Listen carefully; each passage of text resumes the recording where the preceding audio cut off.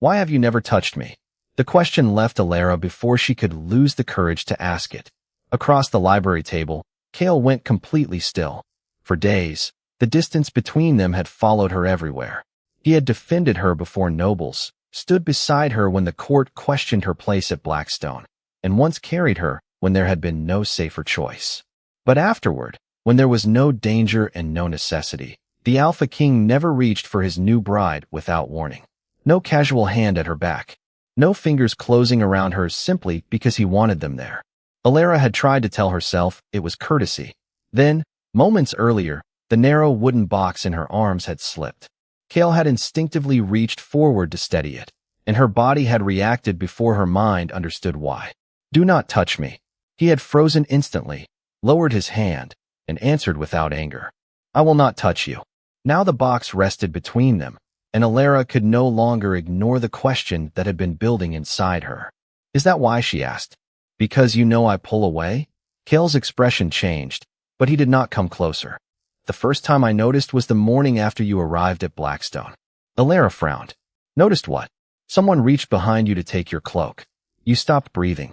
Her fingers tightened against the edge of the table. "At dinner, an attendant touched your shoulder to get your attention. You flinched before you turned around. Yesterday, Rowan handed you a document. His fingers brushed yours, and you pulled back." Alara barely remembered those moments.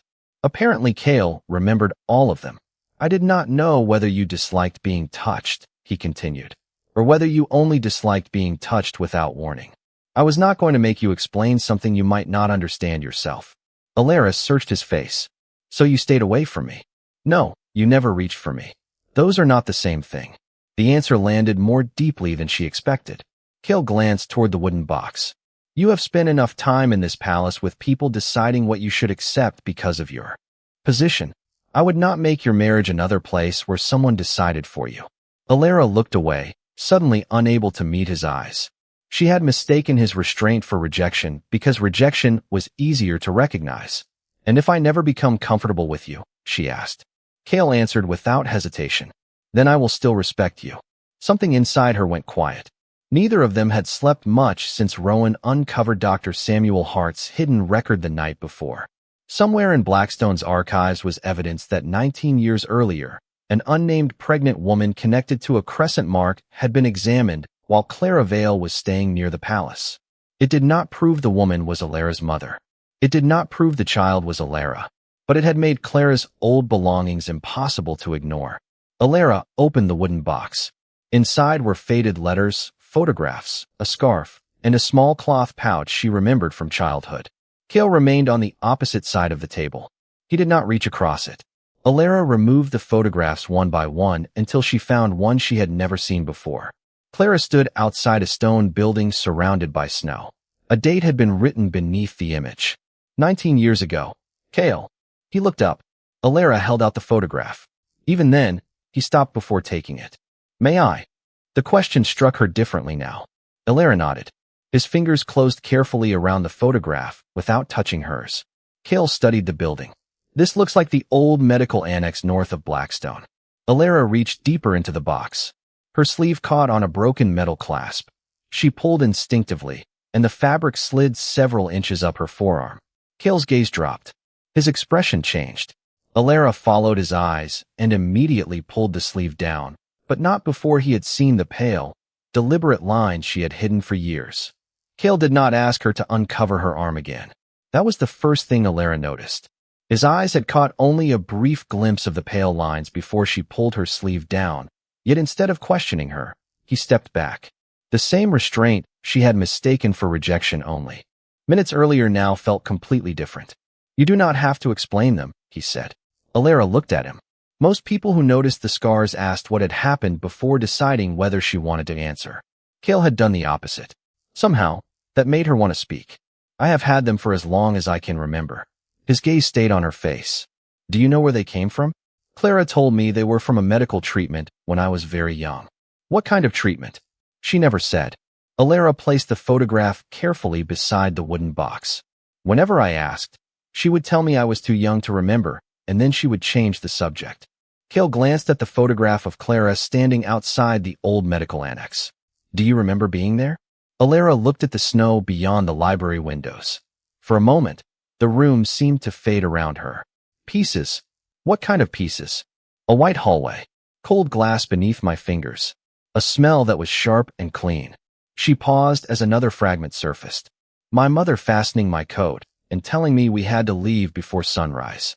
Kale did not interrupt. Sometimes I wonder whether those are real memories, Alara continued, or things I created later from stories Clara told me. Her hand moved unconsciously toward her covered forearm. I cannot separate them anymore. Then we do not force them to become answers before they are ready. Alara studied him. Yesterday, she might have heard patience in those words. Now she heard something more important. Permission. People always want scars to explain something, she said. They see them and immediately decide there must be a terrible story behind them. And if there is, then it is still mine to tell. Yes. The simplicity of his answer unsettled her more than disagreement would have. Before she could respond, the library door opened. Rowan entered carrying a leather portfolio beneath one arm. I found something in Dr. Hart's surviving index. His gaze shifted to the photograph on the table. Where did you get that? Clara's box, Alara said. Rowan picked up the photograph by its edges and examined the date. This is definitely the old medical annex. It closed 18 years ago. Cale turned toward him. And the date? The winter before it closed. Rowan opened the portfolio. But that is not why I came. He removed a copied page covered with Dr. Samuel Hart's handwriting and placed it on the table. Near the bottom was a simple anatomical sketch of a forearm. Several short marks had been drawn along the inside of it. Alara stopped breathing. Cale noticed immediately, but he did not touch her. Rowan followed her gaze. Alara. She stepped closer to the table.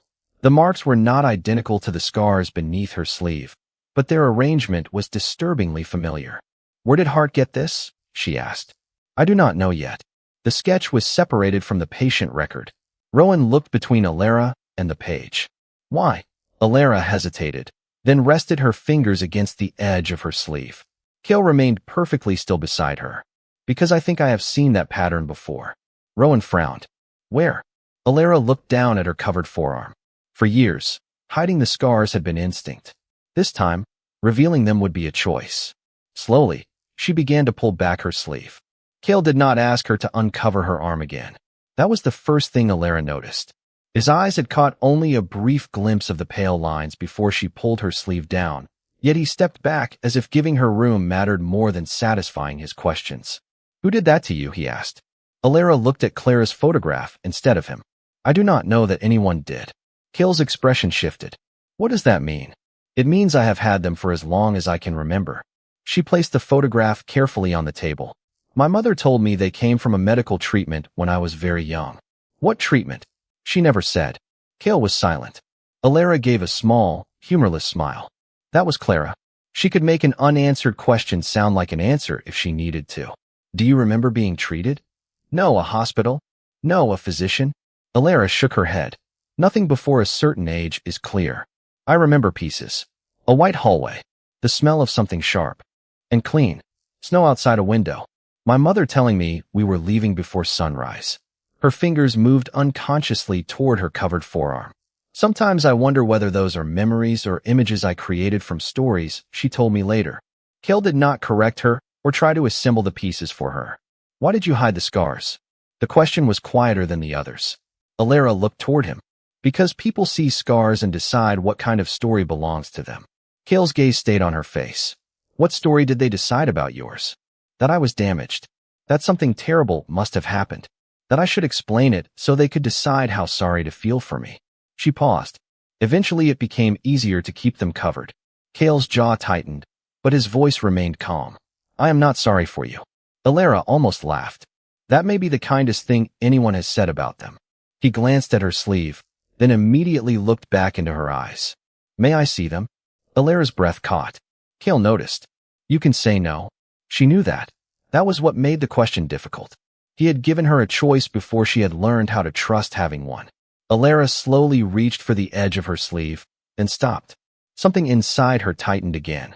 Not yet. Cale nodded once. All right. No disappointment. No persuasion. He simply turned his attention back to Clara's photograph. Alara released a breath she had not realized she was holding. You really mean that? Mean what? When you say I can say no. Kale looked genuinely puzzled. Why would I say it otherwise? Before Alara could answer, the library door opened. Rowan entered carrying a leather portfolio beneath one arm. I found something in Dr. Hart's surviving index. His gaze fell to the photograph on the table. Where did you get that? Clara's box, Alara said. Rowan picked it up by the edges. This is the old medical annex. It closed 18 years ago. Kale looked at him. Can you confirm the date? The building records can. Rowan opened the portfolio. But this may matter more. He removed a copied page covered with Dr. Hart's handwriting. Near the bottom was a simple anatomical sketch of a forearm. Several small marks had been drawn along it. Alara stared at the page. The placement looked disturbingly familiar. Rowan noticed her expression. What is it? Alara did not answer. Her hand moved toward her sleeve. Kale remained perfectly still beside her. This time, when Alara began to pull the fabric back, it was her choice. Alara pulled the sleeve slowly past her wrist and stopped just below her elbow. The pale lines along her forearm were old and faint, visible mostly when the light caught them from the side. Rowan looked from her arm to Dr. Hart's sketch, then back again. His expression became carefully neutral. Do not tell me they match, Alara said. Not until you know. Rowan nodded. I was going to say the placement is similar. Similar is not the same as proof. No, it is not. Kale remained beside her without moving closer. Alara appreciated that more than she could explain. Rowan laid the copied page flat on the table. This sketch was filed separately from the record of the unnamed pregnant patient. I cannot prove they describe the same person or even the same examination. Alara leaned over the page. 5 short marks had been drawn along the inside of the illustrated forearm. Her own scars were not identical, but their spacing was close enough to make her stomach tighten. What does the writing say? Kale asked. Rowan pointed to several faded lines. Most of it is medical notation. There is one sentence I cannot place in ordinary treatment records. Read it. Rowan hesitated. Secondary identification retained after healing. Alara stared at him. Identification? That is what Hart wrote. Could it mean identifying a wound? Possibly. Or identifying a patient. I do not know. Alara looked down at her arm. For years she had treated the scars as an awkward piece of childhood, something without a story because Clara had refused to give it one. Now a physician connected to Blackstone had drawn marks in nearly the same place 19 years ago. There must be more pages. Rowan shook his head. Not in the main index. The page numbers jumped from 46 to 51. Kale's gaze sharpened. 4 pages are missing.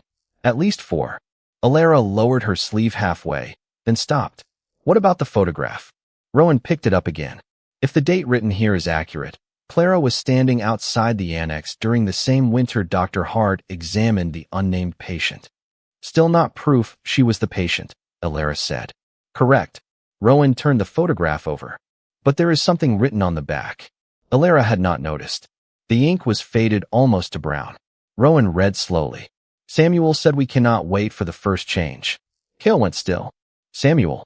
Dr. Samuel Hart, Alara whispered. Rowan nodded. Most likely, but again, we need handwriting confirmation. Alara took the photograph. Clara's handwriting was familiar enough to stir something deep in her memory, but she would not call familiarity evidence. What does first change mean? She asked. Rowan closed the portfolio. I have theories. I do not want theories. Then I will keep them until I have records. Kale gave Rowan an approving glance. Alara looked again at the scars before covering them completely. Find the missing pages. Rowan nodded. I already requested every surviving file from the medical annex. There is another archive in the basement of the old building, but it was sealed when the annex closed. How soon can we open it? Kale asked. This afternoon. Alara looked toward the snowy landscape beyond the library windows. The old annex stood somewhere north of Blackstone, abandoned for 18 years. A place she might have visited before she was old enough to remember it clearly. I am going with you. Kale turned toward her. Alara, these are my scars. My mother's photograph. My history. Her voice remained calm. I am not waiting here while someone else decides what it means. Kale studied her for a moment, then nodded. Then we go together.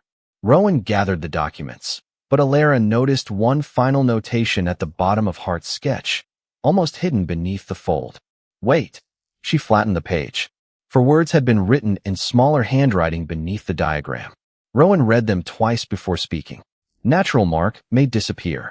Alara instinctively touched the crescent birthmark beneath her sleeve. Cale followed the movement. No one needed to explain why the sentence mattered. The old medical annex stood less than 2 miles north of Blackstone, half hidden behind snow-covered pines and a stone wall that had begun to disappear beneath winter vines. Alara recognized it before the carriage fully stopped. Not because of Clara's photograph. Something deeper stirred when she saw the narrow windows and the covered entrance. A white hallway, cold glass beneath her fingertips, her mother's voice telling her they had to leave before morning. Alara closed her eyes for a second. "You remember this place," Cale said quietly. "I remember something." She looked at him. "I still do not know if it happened here." Rowan stepped down first and spoke with the archivist waiting at the entrance. The annex had been closed for 18 years, but Blackstone had retained the property because its basement still contained royal medical records too sensitive to destroy. 2 officials unlocked the outer door while Rowan documented the opening. Inside, dust covered the reception desk, and the air carried the dry scent of old paper and stone. Alara stopped near the bottom of the staircase. The corridor ahead was exactly as narrow as the one in her memory. Cale noticed her hesitation. "We can stop." "No. Stopping does not mean surrendering." "I know." She drew a slow breath. "That is why I can choose to keep going." They descended to the basement archive. Rowan found the missing sequence within 20 minutes, not in Dr. Hart's main files, but inside a locked drawer cataloged under pediatric observations. Pages 47 through 50 were there. "That was too easy," Cale said. Rowan agreed. "Which means either no one knew these were here, or someone wanted them found eventually." Alara stood beside the table while Rowan opened the first page. "Read only what we can establish." Page 47, Rowan said. Hart describes monitoring a child with an unusual natural marking. No name. No parent listed. Alara's fingers curled against the edge of the table. Age. Not stated. He moved to the next page. There is another forearm. Diagram. Cale leaned closer. Same pattern. Similar. Rowan placed the copied sketch from Blackstone beside it. Several marks aligned. Alara slowly pushed up her sleeve. She did not look at Cale first. She did not need permission to reveal something that belonged to her. The pale lines along her forearm followed nearly the same spacing as Hart's drawing. Not perfectly, but close enough to silence the room. "Do not call it a match," she said. Rowan nodded. "I will not." He read the notation beneath the sketch. Secondary record established in case natural identification changes after first shift. Alara looked at Cale. First shift. This time Rowan did not offer a theory. Cale's expression was thoughtful. In werewolf records, that usually means the first full transformation. Alara looked back at the page. Then Hart believed the natural mark might change afterward. "That appears to be what he recorded," Rowan said. "But we still do not know whether this child was you." Alara lowered her eyes to her scars. For years she had hidden them because she hated the stories people invented when they saw them. Now she was in danger of inventing one herself. "What is on page 49? Rowan turned it carefully. His face changed. "A warning. From Hart. Same handwriting." He read aloud. "Identification must survive the change. Secondary record must remain concealed until identity can be safely verified." Cale's gaze sharpened. Verified by whom? Rowan turned to page 50. Most of it had faded, but one sentence remained clear. Not by the court.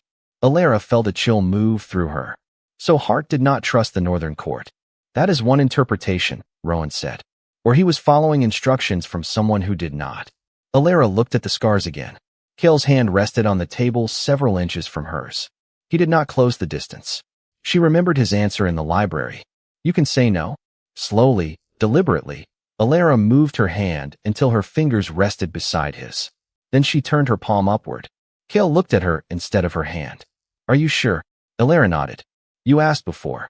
Her voice was barely above a whisper. "You may." Cale placed his hand gently in hers. He did not touch the scars. He simply held the hand she had chosen to give him. For the first time, Alara understood that being touched did not have to mean losing control of what happened next. Rowan remained focused on the final page, giving them the dignity of privacy without leaving the room. Then his expression changed again. "There is another line." Alara did not release Cale's hand. What does it say? Rowan lifted the page closer to the window light. The second mark must never be shown to King Aldrich. Alara's fingers remained in Cale's hand as Rowan repeated the sentence.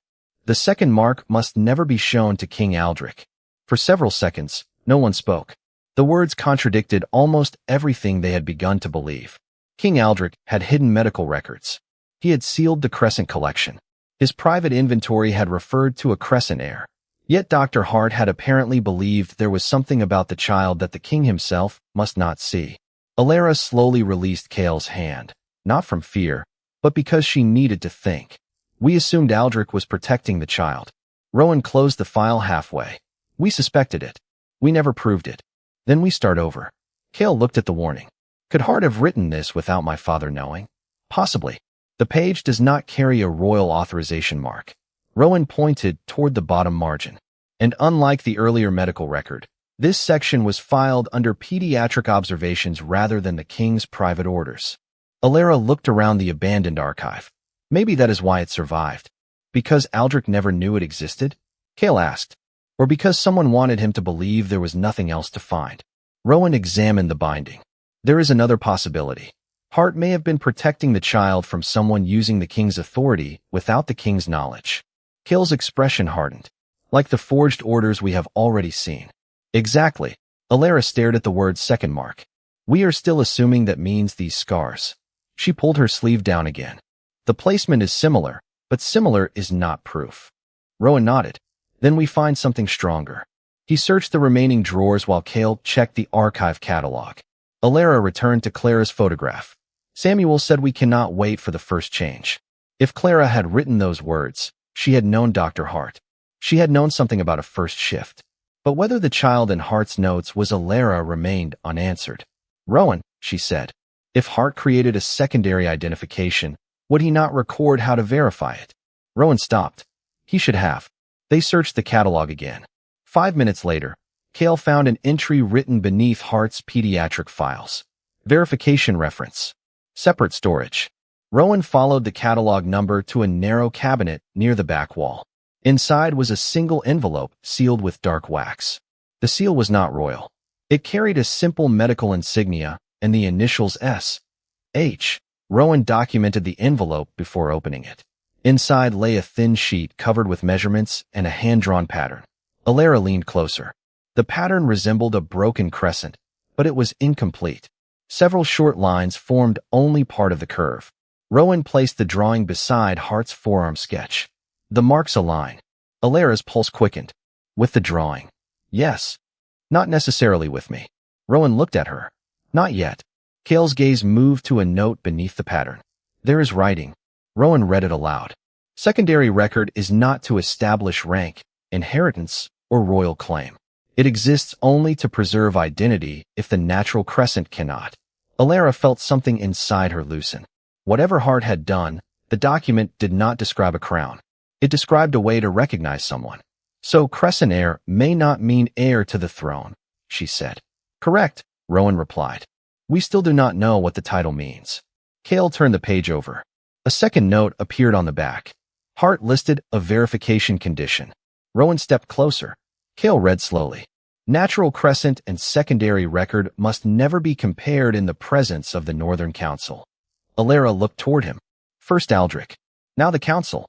Rowan frowned. Someone was afraid of more than one person learning the child's identity.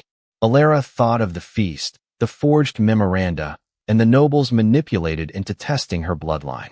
19 years later, someone still cared very much about who the crescent-marked child had become. Rowan checked the envelope again and found a smaller folded slip lodged inside. There is one more note. He opened it carefully. The handwriting was different from Hart's. Alara recognized it before Rowan spoke. Clarice. Only 7 words were written there. If they find her, change her name. Alara read Clara's 7 words again.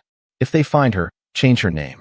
The basement archive seemed colder than it had a moment before. Rowan placed the note beside the other records, careful not to cover the handwriting. If this is Clarice, then she knew Hart was preserving someone's identity.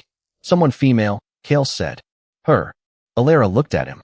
Still not necessarily me. No, Cale agreed. He did not soften the uncertainty for her. and she was grateful. Rowan studied the note. We can compare the handwriting with Clara's letters from the box. If it matches, we establish that she wrote this. Nothing more. Alara nodded. Do that. Rowan began packing the documents for secure transport back to Blackstone. Alara remained beside the table, staring at the incomplete crescent pattern. For years, Vale had been the only last name she had ever known. She had never questioned whether Clara had been born with it, chosen it, or borrowed it. Now 7 words had turned even that certainty into a question. What if Alara Vale was not the name I was born with, she asked. Kale stood several feet away. Would it change who you are? No, her answer came quickly. Then she looked at the records. But it might change who was looking for me. Kale nodded. That matters. Alara pushed her sleeve slightly upward, enough to see the first pale line. The scars no longer looked different, yet everything around them had changed. She had hidden them because strangers always wanted to turn them into evidence of weakness.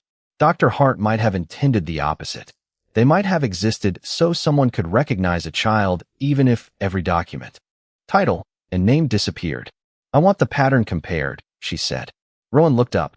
With your scars? Yes. Kale said nothing. Alara noticed. You disagree? It is your decision. That was not my question. He met her eyes. I think you should know what can be learned before you decide how much of yourself becomes evidence. The word stopped her. Rowan nodded slowly. A proper comparison would require measurements and photographs for the archive record. Once created, those records would need protection. Alara looked at her arm. Yesterday, she might have agreed immediately because answers had seemed worth any price. Now she understood Kale's warning. Searching for the truth did not require surrendering control of herself. No photographs, she said. Not yet. Compare Hart's measurements with what can be observed while I am present. Nothing leaves the room without my permission. Understood, Rowan said. He stepped toward the door. I will bring a female physician from Blackstone and explain only what she needs to know. Thank you. When Rowan left, silence returned. Kale gathered the remaining files but did not approach Alara. She watched him for a moment. You did it again. Did what?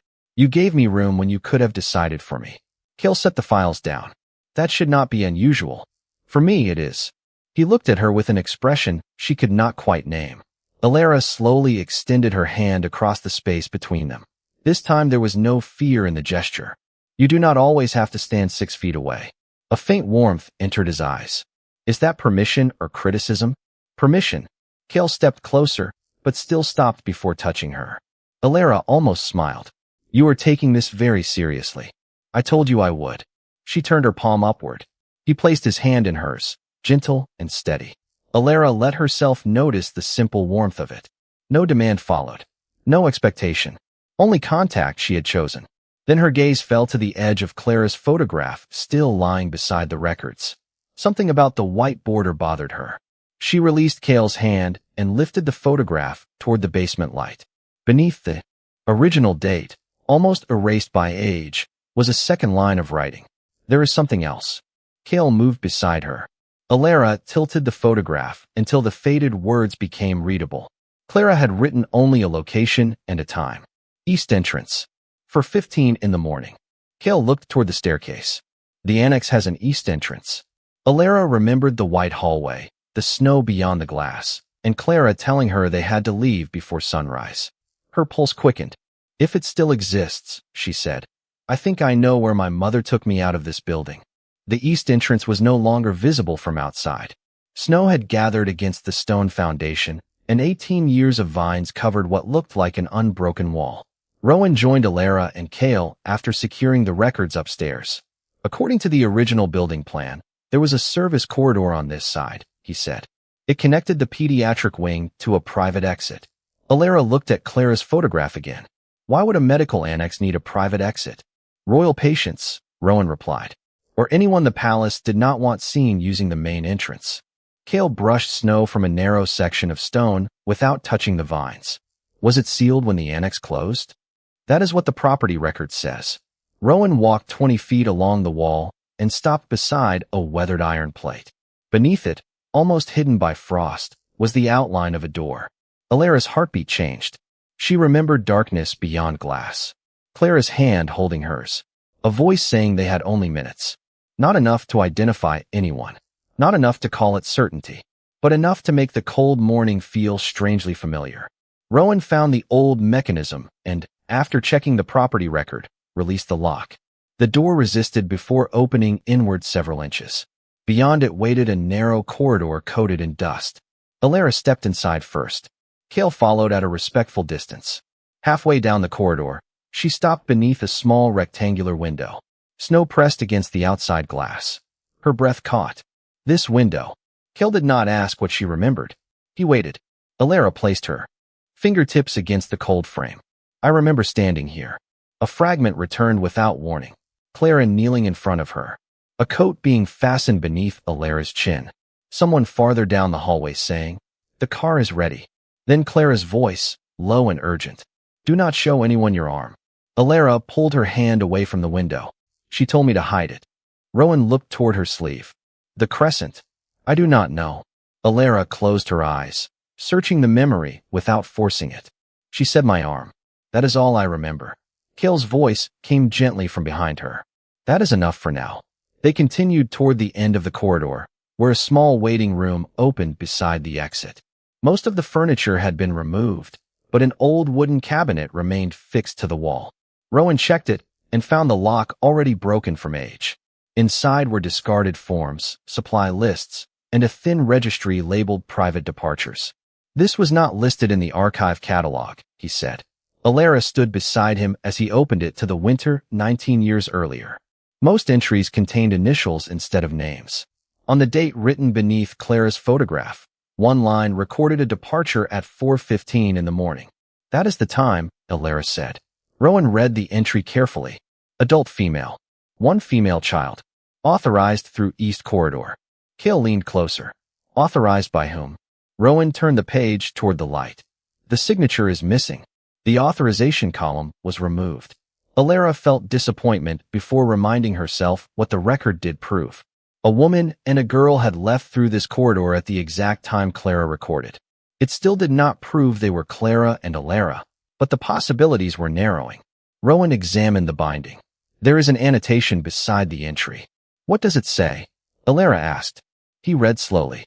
"Secondary identification confirmed before departure."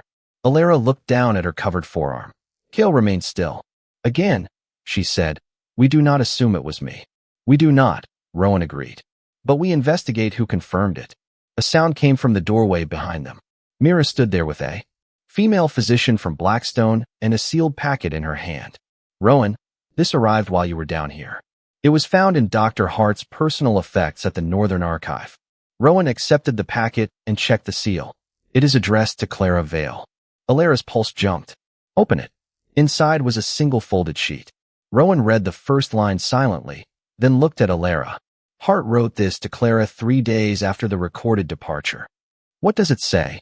Rowan handed the letter to her instead. Alara read the faded words herself. "The child's secondary record remains intact. If the natural crescent changes after her first shift, the scars will still identify her." Her eyes moved to the final sentence, and every other thought disappeared.